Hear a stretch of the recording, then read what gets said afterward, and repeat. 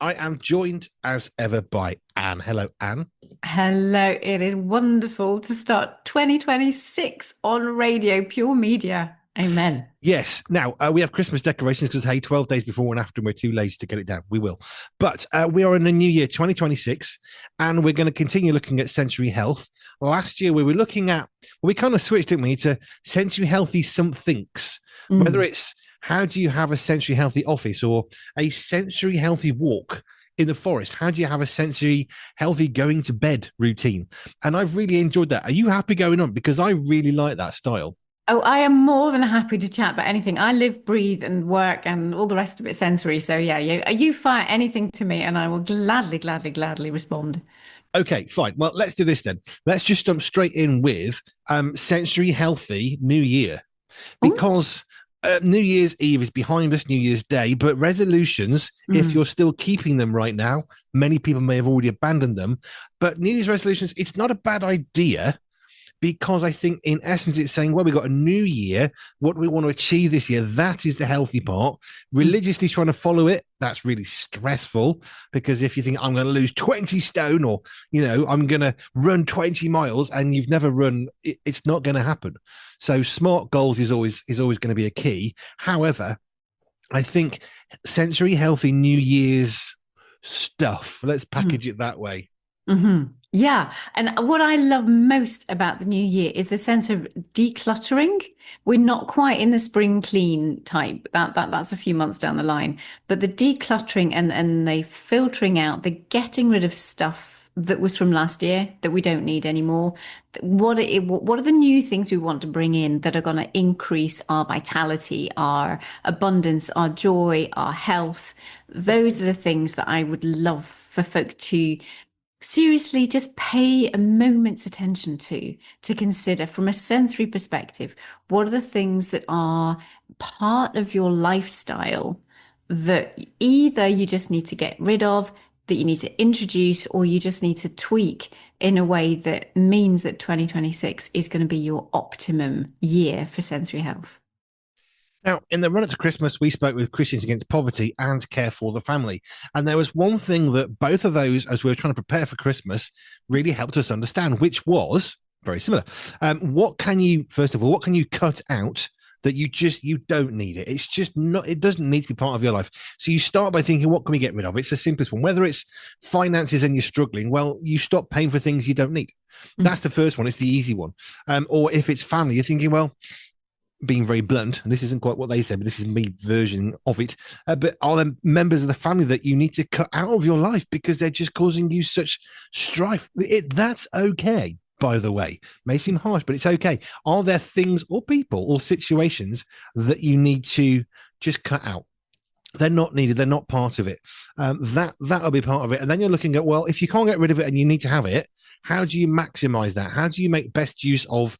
Well, you can't not buy food, but you can buy cheaper food, or you can potentially buy in bulk and do things differently. Or perhaps if you're thinking about parties with your family, perhaps you don't invite every single person, their dog, and the goldfish's best mate.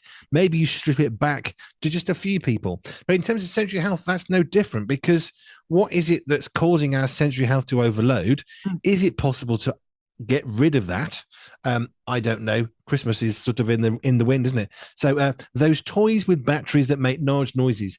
Does your child really need to have that if it's triggering your dog, who then jumps around, smashes off the radiator, kills a goldfish? Maybe we can get rid of that thing.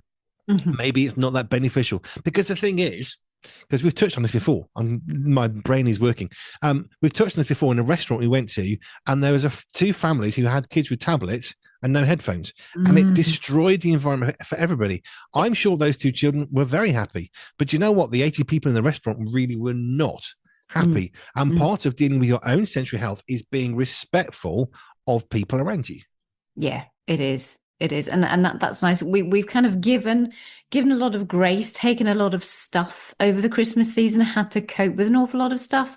And now it's the time to think, okay, we've done that because it's right to do and it can be fun to do and it's a way of honoring other people. But actually going into the new year, we need to pull back. For us, where we're recording, it's winter time. It's a time where you're not out and about quite so much. There's a lot of retreating. It's almost like a hibernation time, within reason. But that's that time to think, okay, let's regroup, let's have a look, let's settle down, let's help our nervous systems recover also from the times away.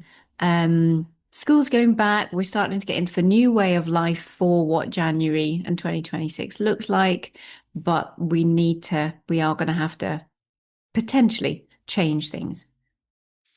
But this is the thing about the new year. There's all the excitement of Christmas, or perhaps all the stress of Christmas. It's the end result is the same. We're tired, perhaps less able to deal with it. Whether it was a really great Christmas and all these amazing gifts appeared, or we lost our job and there was no Christmas food, it's the same end result. It's gonna trip our senses, our emotions, our physical body, our being.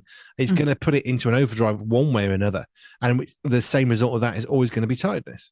Yeah, yeah, it is. And I love the other aspect of what the positivity of the new year is, when so many people focus on their physical health.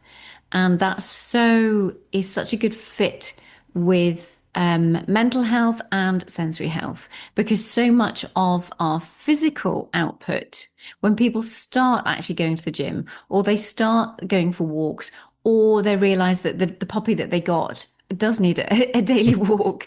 And if they're not returning it, which they shouldn't, because a dog is for life and not for Christmas, then it is that really good incentive, because you are feeding into your proprioceptive vestibular systems. So exercise is one of the very best things that you can take into the new year for mental health, physical health, sensory health.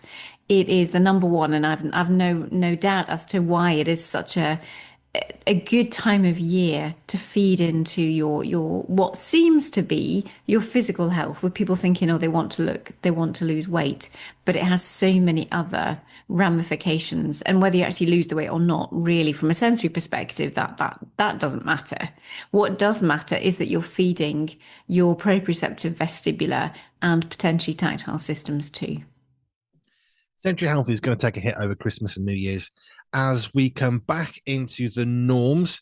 I mean, maybe you've taken a much longer holiday off your work. I don't know whether you work in construction or in office or wherever you might work, and maybe you've taken a long holiday and you're not back at work yet. There still needs to be that, I suppose, grace to ourselves of saying, do you know, this is a new routine, this is a new year, the old year has gone, and there is a healthy, the introspection, I don't know, just the self-realization that, you know what, there's a year gone and there's a new year ahead of us, Mm. which is why I think New Year's resolutions are so popular, because it is quite a good way of marking the end of 25, start of 26, whatever year you're in, because there is something healthy about, okay, almost like a clean slate, kind of, because it's Mm. got a different number. So you got another 365 days or whatever ahead. What else can we do this year? Yeah, yeah. I absolutely love New Year's. That there is something about it for me where it is a pause, it's a time for reflection. I'm busy, busy, busy, and I'm doing all the time. I love what I do, so I'm actively thinking, but it's a New Year's a time to stop and reflect more than anything. That's where the goodness of a resolution comes in, because it gets people thinking. It's just making sure that those resolutions, or the mindset with which you want to live your next year, that's the bit that's really important to change, and to make sure that those things that are important do. And I wouldn't even call them a resolution, because most of us, I think, psychologically know that, yeah, that they they go by the by pretty quickly. So it's not, it's just what can shift in your mindset to make sure that you stay as well as you possibly can throughout 2026. Let's go in this direction then. New Year's resolutions. We know that, as you said, they don't necessarily last beyond the 2nd of January. I'm not going to have another piece of chocolate until you think, oh, it's going to go off soon. Hey, I might as well just, when I get through this, then we'll start that one. Or Uh, perhaps another very common one. I'm going to give up drinking because you've had 4 hangovers, because you've not been responsible. I'm never going to drink again. And then all of a sudden, someone gives you your favorite glass of wine or something. And it's so tempting to have these resolutions that we can't follow. And I would say that almost always it's about me. I want to get fit. I want to get healthy. I want to do this. It's New Year's resolutions about yourself. However, let's turn that on its head a little bit. mm, Perhaps we do better if we thought about New Year's resolutions. How can I improve the world of the people around me? because Mm. then we're likely to be more realistic. But let's just do New Year's resolutions, 3 century health New Year's resolutions for the year ahead. Mm. The first one, find out those that you are close to. Find out the ones that you spend most of your time with, whether that be at school, at the office, at home. Ask. I would love people to ask other people how they actually find the lights or the sounds, or how often they need to get up and move. What kind of coffee, what kind of tastes, what kind of things to bless that individual so that you don't if you annoy somebody by clicking the edge of your pen, they may not think to tell you because it's a you have to be quite assertive to be able to tell somebody, look, will you stop clicking that pen? It's really bugging me. But if you ask and actually say, look, let's just do an audit. Let's just do a refresh. Let's look at the new year. How can I be a better workmate for you? How can I be a better spouse? How could I be a better mum or dad or a son or a daughter to you? And use rather than the finances or gifts or love languages or anything else that we might want to use, do it from a sensory perspective and talk about the amount of noise that you make in the household, the amount of noise that you make in the office, um, all of those sights and sounds. I am continuing on. I love twinklies. I've realised that over this Christmas season, the flashing lights but not coloured lights, but I really love the twinkly.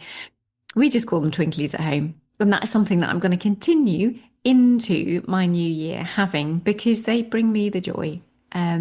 So my little lights are continuing on. But yeah, so the first one, have the conversation with somebody that you love about the 8 senses.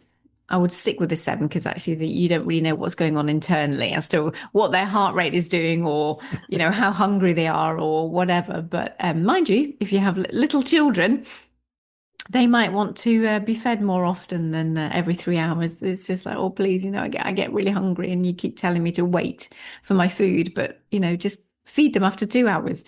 Try and don't stretch it to the 3 hours. Little things like that. Just have the conversations. That absolutely would be my number one.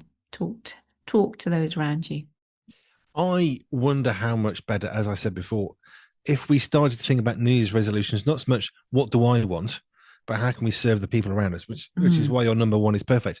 Ask them, does the smell of the coffee that I really like, does that offend you? I remember somebody who only ever ate curry when his wife was away for at least 3 days because she hated it so much. Now, I right. don't think that was very nice. It wasn't a good way of dealing with the marriage, but he really liked curry. So he wouldn't eat it unless he was away for 3 days, or Right. he was away for 3 days and took curry with him. Now, that's a bit of an extreme one. I think there are perhaps other ways of working that one through. But there are things that we can do, and perhaps things that we give up that maybe the other person doesn't care about. And Mm, maybe in that scenario, well, they didn't like the curry for now. They actually maybe that's switched. I remember reading somebody who is a marriage coach, and when she got married, so I hate sport, hate sport, hate it. My husband loves sport. I hate that he loves sport. And that was kind of where she came into the marriage. And mm. after a while, she thought, do you know what? Maybe I should take some interest in what he likes. And now she's the bigger sports fan. So it flipped around. Mm, But there are things we can do. But perhaps just on that one, just check if someone still doesn't like something. Do you still mm, not like that smell? Do you still not mm. like the smell of the coffee? Would you Yeah, still, I do this or do that? Because sometimes things change. Our taste buds change over time. yeah. Why would our senses and our preferences not change also?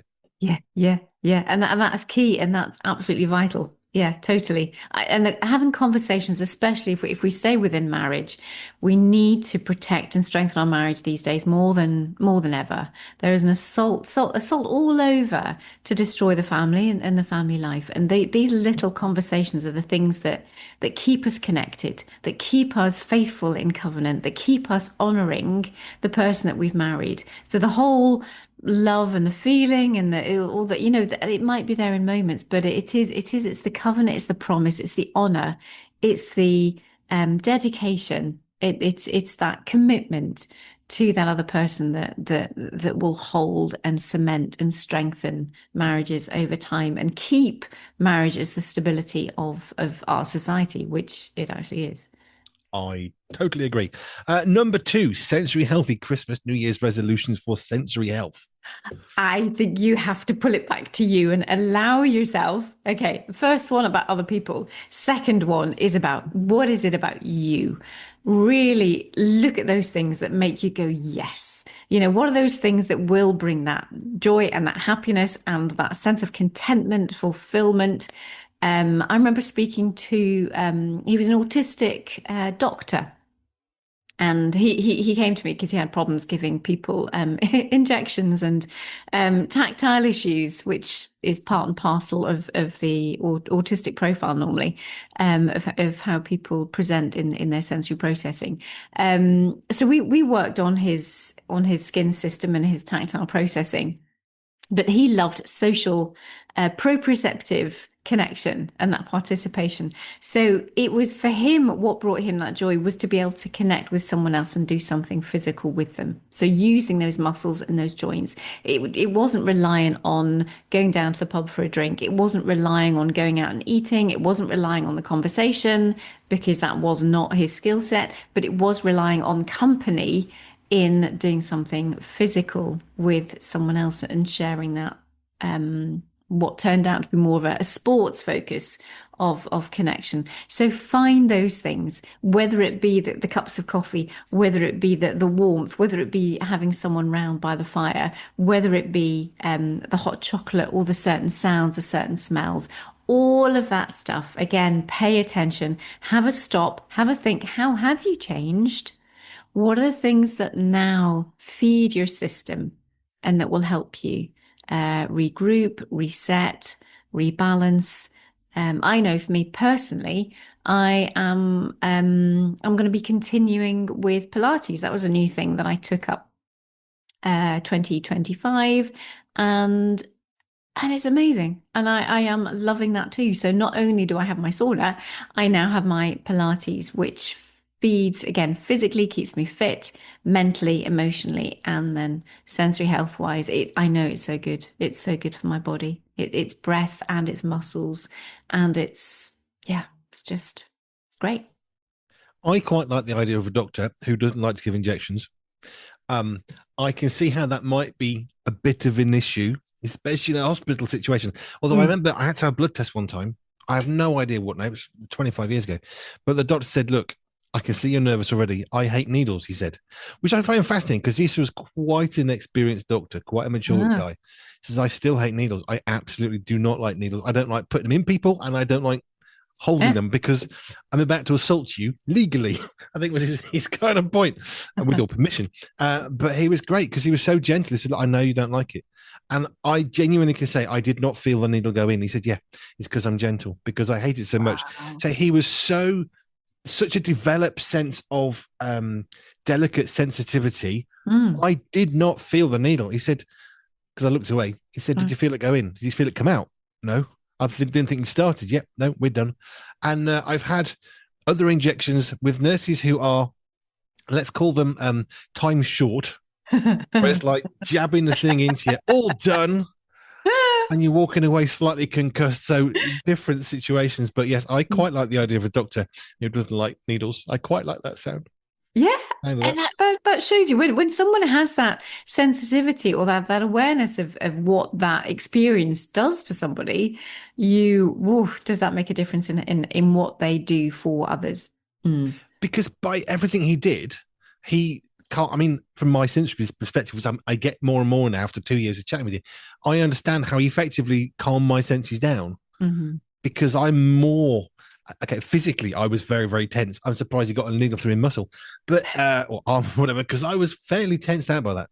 But he calmed everything down by Mm. talking smoothly and gently, and just his words and his care for me, his compassion, just relaxed everything down. So I Mm. could then just tolerate the whole needle thing. Mm. I've had a few like that, and I've had more less like that, where they are time short and they just need to get the blood and or give you an injection or Yeah. whatever. And And that is where if you actually paid attention to the sensory components of what he was doing, which may have been the way that he touched you, the way that he the tone of his voice, and what he did and how he did it. Again, that is all really, really subtle processing that even if you are short on time, and we know, I get it. It's just like, you kind of everything else ups a bit. And it's like, no, actually, even if you are short on time, you still can just bring things down so that your own level of what we call arousal, that neurological firing in the body, you're not compounding the situation for the other person. So that you use, quieter voices and gentler approaches, using much more control the sensory-based motor issues of things of how you use your own coordination to facilitate something to go well. And lovely. I do always love the way that there's such an interplay between our emotional state and their emotional state and how that all feeds in together. It really does. Number 3, news resolutions for Sensory Healthy 2026. Yeah, what came to mind was a pet.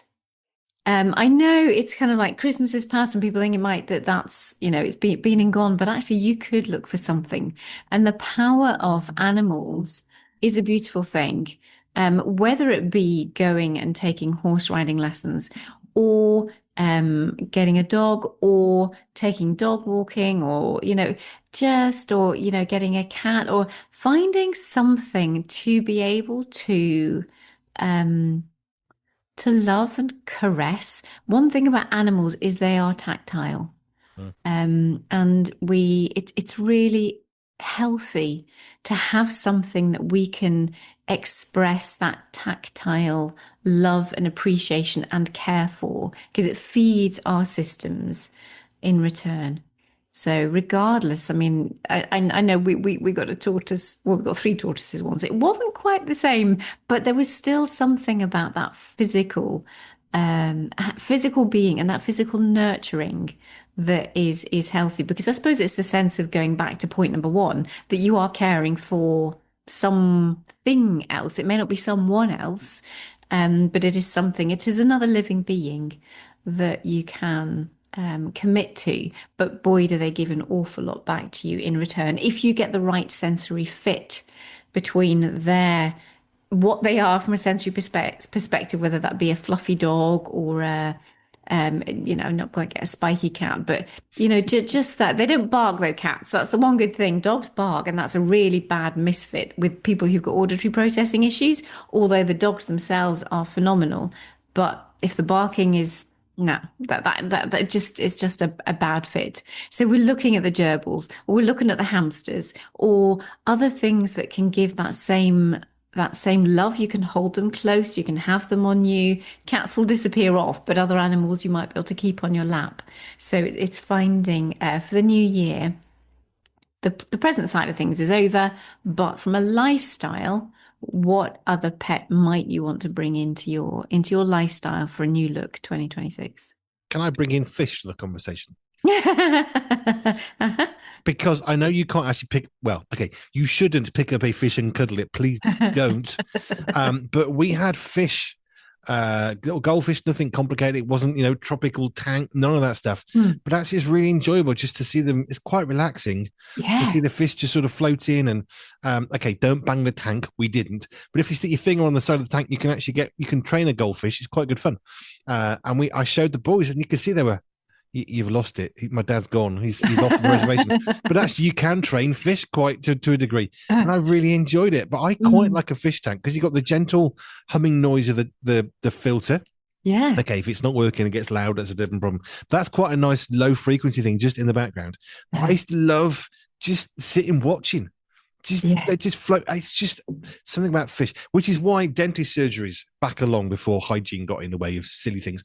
But they Mm. used to have fish tanks. Why? Because it works. It relaxes you because these little things just floating and swimming and It is. It's a beautiful visual thing. If you're in a restaurant as well, and you can't really do your press ups and whatever else to keep you calm and use your physical body that way. Using the vision at that point, it is a beautiful thing. It's a gorgeous thing.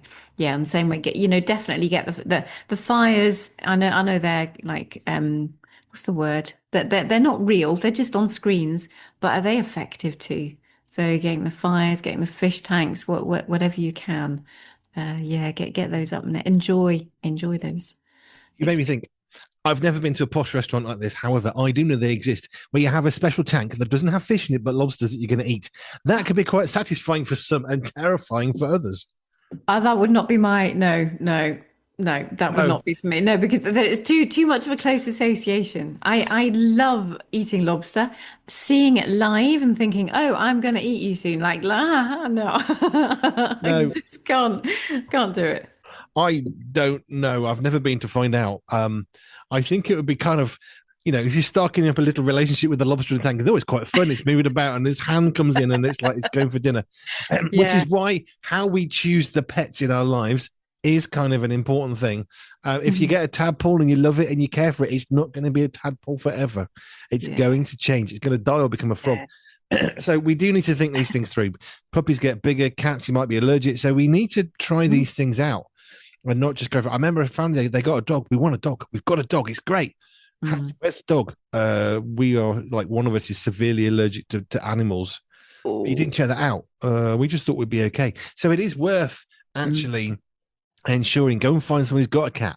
Go and Yeah. find someone who's got a dog with fur or with hair. Maybe you'd be okay with one, not the other. Maybe fish would freak you out. I know some people are like, but it's squirmy and I can't cope with it. Some people I know, very interesting people, have had tarantulas as a pet, or a snake, or a Mm. slug, Mm. giant slug. Um, hey, I mean, maybe that works. I Not wouldn't see that as a pet. no, not for me. It's just, I mean, I enjoy going through. We have a fish market just near to where I live, and I love going through and just seeing the whole display and array of everything that's going on. But they do have a lobster tank in there, and I don't look. I genuinely don't look at that because I just think, nope, nope, just can't go there. So not that I would have a lobster as a pet, but yes. You see, now rats is an interesting one. I went into someone's house and thought, why is there a rat in the house? Do I need to call pest control here? Because that's a rat. And they said, no, mate, they're really intelligent, really great pets. Yes, but it's a rat. I don't care how you want to look, it's a rat. So is Mm. it every escape? Yeah, well, it does sort of chew through the bars eventually. Right, it's a rat. It's not. It's one of those that I just don't think that makes a very good pet any more than a rhinoceros or a crocodile would. Because you know what, some Mhm. things don't need to be cuddled. And also the fact that there's no bladder control. That there is no, I don't know what it is, or if it's a sphincter that's not there in a rat, or there are certain animals where there is no ability for them to hold in what needs to come out. It's just like, no, that does not constitute a pet for me, especially if you take them out of their cage and you want to have that cuddle. It's like, Yes, perhaps birds may be quite good. They can get quite stinky, but there are things we have to consider if we're going to go for a pet, which could be a great mm, solution for all sorts of reasons. But yeah, we do need to consider not just a dog isn't just for Christmas. Yeah, we get that bit, but actually, are you allergic? yeah. Do you have the time not for the animal but for yourself? Yeah, and it was really interesting. I opened the door and it was just dark early morning and I could hear the birds and thinking, crumbs, we're in the middle of winter and I can hear the birds beautifully at this time in the morning. It was something I don't know why I didn't realize that birds sang in the middle of winter at first thing in the morning, but it was just dark and but that was a beautiful thing. But I know for some people, for depending on their auditory processing, there are certain chirps and cheeps and sounds that the birds will make that are totally dysregulating. Um, and yeah, one of my clients is a big, bird watcher, or bird lover. But I'm not sure that it's the best sensory fit for the whole household. But that's something that they're exploring. It's something that they're working out and thinking that, yeah, how do we get that good fit in the household as far as what the pet is and who the pet is. As we finished, I remember one time we had dogs back along, and we went to the vet, and the vet who we saw, she was wheezing and coughing. I'm thinking, what's wrong with you? So I'm allergic to pets. And I thought, as a vet, that's got to be really frustrating. But did you not check it out? Actually, had a conversation with her saying, should you not like seriously consider another career? Yeah, but Yeah. I love my job. Yeah, but you can't breathe, and you've been doing this for a couple of years. Has it got better? No, it gets steadily worse. But please, for my sake, find another career because you can't be a vet if Wow. you. I mean, they were awful to the point of she needed a doctor. go to hospital because you can't breathe bad. You can Mm. take an antihistamine, but you know what? That isn't going to cut it.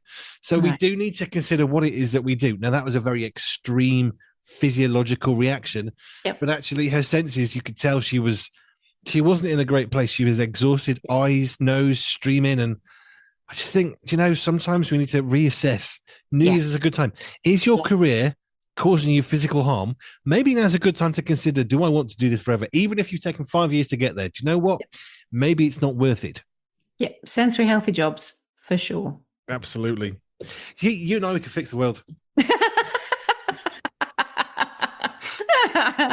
With Jesus. Well, yeah. That was an interesting sensory healthy one. Right. Okay. If people want to connect with you, you work from Jersey. You are an occupational therapist who specializes in sensory health. Why is that so hard to say after 2 years? I don't know. I've said it so many times. But if you want to connect with Anne, you can do. Just go to our website, pure247radio.org, pure247radio.org/ALJ, and you can connect with Anne Laure Jackson on Jersey, who can help you anywhere in the world. Amen. Thank you. Is that see, now I've got this idea of like Anne Laure Jackson in a superhero costume, like flying in for sensory health. It's not quite like that. But maybe it feels like that for the people that need the help. But anyway, thank you, Anne. Thank you.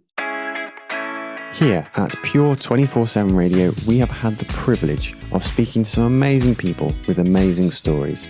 Now, what about, I thought I'd go a bit further, what about goat and sheep's milk? Yes. Becoming quite popular. Very similar to cow's milk. So we don't use it in the first year of life, you can afterwards. And their nutrient profiles, how good they are, is pretty similar to cow's milk. Allergenicity, how often do they cause allergies? About the same. They're a bit more expensive sometimes. Yeah, it's pretty equivalent. Yeah, we're really excited, especially excited for Josh because it's his first book and he's really passionate with that Gen. Do you say Gen Z or Gen Z? I've heard it said in I don't know. I'm too old. I don't know. Yeah, we're not in that age category, so we've not got a clue what they're called. It's a pot boiler. It's a good, exciting popcorn thriller. I didn't think it was anything too special, but I think watching it at home, people will probably enjoy it more than I did going to the cinema to see it. Really good film. I love it. I walk into a cinema and I turn my phone off. Nobody can get hold of me for a couple of hours. I'm in a completely other world. Every single time I go to the cinema, and for me, it's like going to Oz. It's like going to another world and escaping and relaxing, and I thoroughly enjoy it. If you have missed any of these interviews or would like to hear them again, you can. Simply head over to our catch-up section at www.pure247radio.org. That's www.pure247radio.org.